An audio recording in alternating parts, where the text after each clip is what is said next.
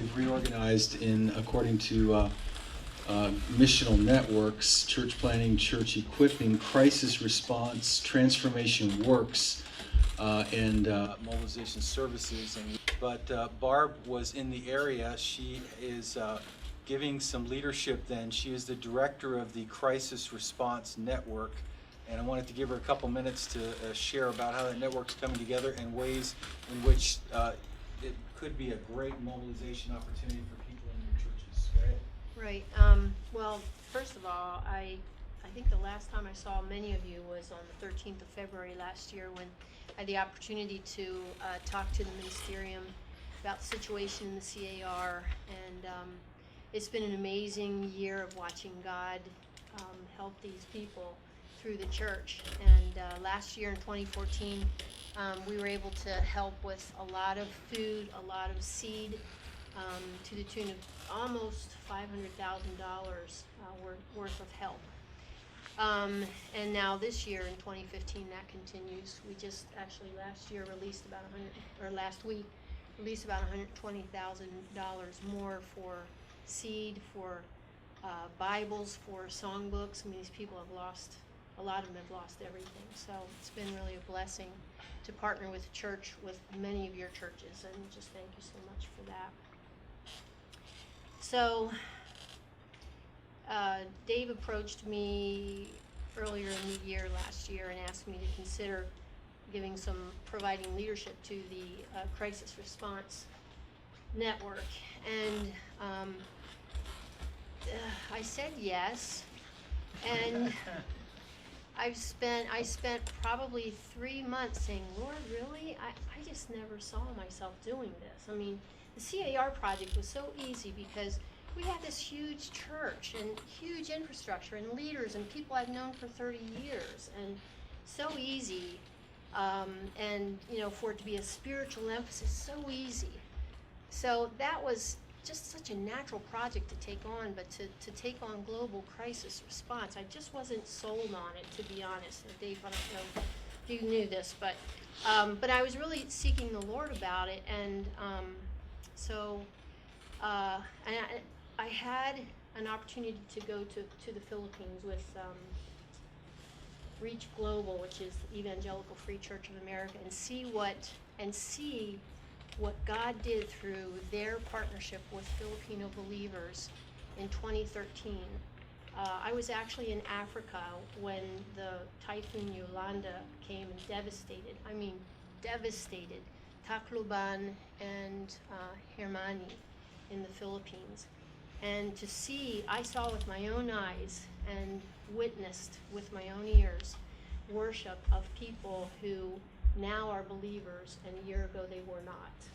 A year ago, 2013, a year and a half ago, they weren't worshipers. And so that just really, God really used that trip to help me see the potential for transformation in crisis response.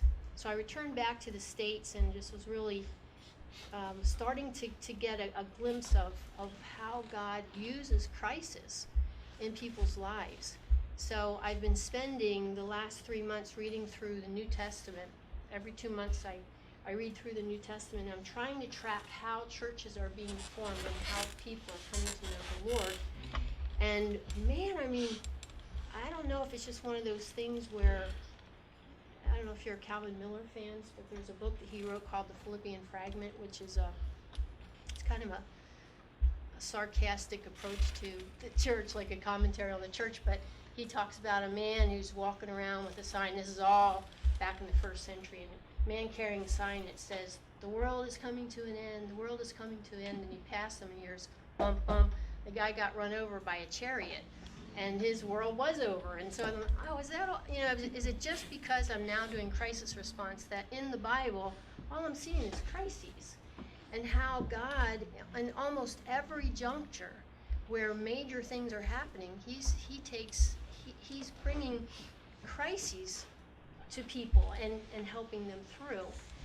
So you see Israel going into Egypt by a famine and coming out by 10 plagues, and you see Joseph going into Egypt so that eventually he becomes a prince of Egypt by betrayal by his brothers, and you know, so many places, and even our salvation was accomplished by the most horrific death on the planet. So, and I could go on and on and on at how many times it's crises that God uses to move people. That has really helped me to become passionate about this. C.S. Lewis says that God whispers to us in our pleasures, speaks to us in our consciousness, and shouts to us in our pain. Bottom line is I've changed how I'm thinking about crisis. I think before I was thinking of crisis as something that you help people get through and get over and get on with their lives, instead of realizing that crisis is a marker of where God is doing extraordinary things. Like Paul said, God's at work everywhere at all times. But when you're in crisis, it's God's megaphone, C.S. Lewis said, to talk to a deaf world. So all I have to say is I'm just pretty excited about this and how God might use us as a fellowship to respond in crisis and go into it intentionally asking God to make new believers, and who knows but that maybe new churches will be formed. Who knows that? I don't know what God's going to do, but I think it's pretty exciting. And so we've got this crisis response network for global crisis, and I'm working now to form a network of people called the Not Alone Network. And that network, this is where it should be kind of interesting too, because it occurred to me a month ago that I'm now trying to mobilize a different kind of person than I ever had before. I've always been trying to mobilize people to pray, to give, maybe even to come with me to the CAR, to be orphan sponsors, because we've been doing orphan sponsorship for 10 years. But now I'm looking, I mean, I need prayers, I need goers, but I need people who are like first responders. This is a different kind of person that we're mobilizing. We're looking for firemen, first responders, EMTs, nurses, people who have comfort pets. This isn't your world, but when you have a typhoon that strikes, well, that wouldn't be a hurricane here in the States. If you have an animal that's a comfort animal, man, I mean, that's a huge ministry and comfort to somebody, you know, in that situation. So there's I've got a list of, you know, so many different kinds of people that we need that are different probably than what you've been able to capture as mobilizers. Yeah, we need the typical chaplains and people who are active listeners who know how to comfort and provide counsel in trauma as well. So one of the things that I'll probably be doing here in the next month or two is contacting you and trying to find a key person in your church who would help me find some of those types of people.